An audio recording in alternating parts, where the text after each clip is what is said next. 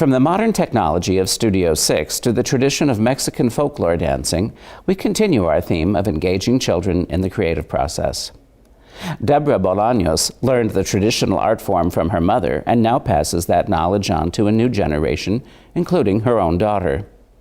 Xel-Há Escuela de Danza teaches the values of tradition and civic involvement as inseparable from being a positive participant in community and culture. The colorful dress, put in motion by the power and grace of the dancers, combine as feast for the ears and the eyes.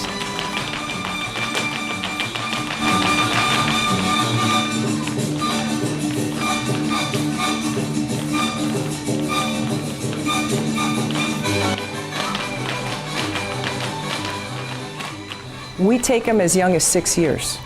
The majority of them will stay up until they enter the university. So that tells you a lot about what's going on here. I've taken in discipline, responsibility, organization. There's a lot of things, but mainly those three. Because of dance and the things that Deborah's taught me, I put it towards school, having a job, my family, having friends, and organizing my time. A lot of the kids that join, the parents come and say, I want them to be in this dance group because it's important to us for our child to learn about their culture. We don't want them to forget where they came from and understand about the history, the music, and the dance. And we see that you have that here. Whoever is a director of a group, like a Mexican folklore group, or like any group, that they know, they study and do their research about the costume they're representing. Sometimes we tend to say, well, it's this way, but it's not that way. Here, I do a lot of research before we start designing anything, before I start listening to certain music from a certain state, and then putting the whole theme together. Like, for instance, the yellow costumes that they danced in is the traditional Jalisciense ranchero from the state of Jalisco. And Jalisco is where the mariachis come from, the tequila comes from. The music is so lively. It gets you moving and drinking tequila and eating and want to party all night when you go to Jalisco. So most of the folklore movements for the women is the skirt. Yeah, the skirt's really important. That's like one of the main things besides our footwork that is part of the dancing. And so you have to make sure that your arms are always up, and you make sure you do figure eights with your skirts as well. We have a lot of dresses. There's many states. Each state has their own kind of costume. Yeah, the costumes are a really big part. We learn about our costumes and everything while we dance with her. She teaches us about each state when we dance. And so like Nayarit, that one's like one of the heaviest dresses that we had, and you use a fan with that one. And then the one that we performed today, it's Jalisco, and that one's lighter and more airy, but it's still heavy.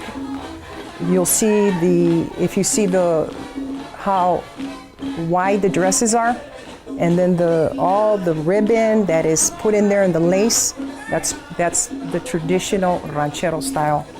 And we also have other props. If you notice, they used a shawl, which is called a rebozo. They have to tie it around their wrist, and they use it with the skirt. So it's not that easy. It's not easy. So when the students start, that's probably one of the requirements besides the shoe with the nails on the tip of the toe and on the heel. And that's to hear the stomping better. It's not a tap shoe. Tap shoes are different. We put in a lot of work, design, and money. And I also travel a lot for the research. I bring back the ideas. We kind of scribble this all on a sheet. And we have a seamstress that I've been working for about 20 years that understands what I want. And we put it all together, give it to her, and then we pick out the material, and then it gets designed. And that's how we do it.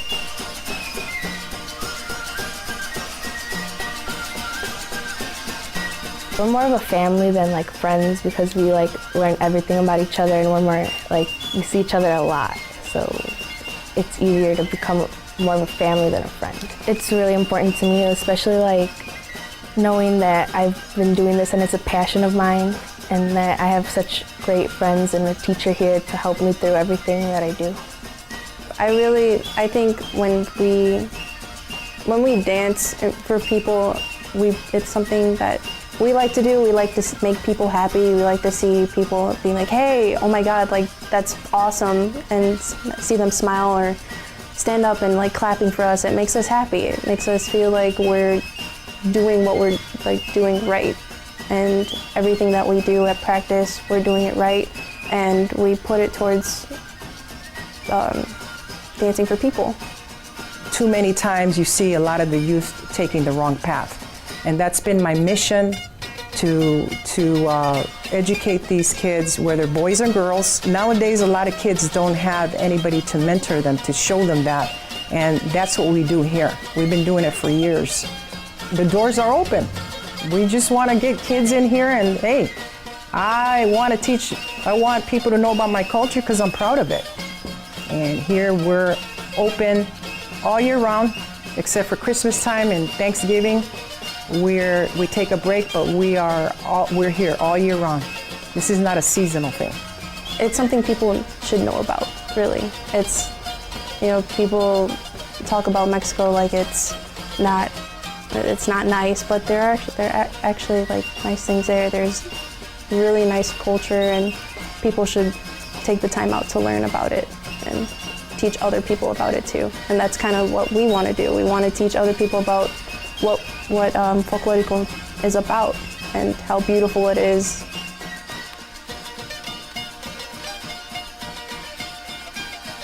Find out about classes, performances, and other events at shalhaescueladedanza.org.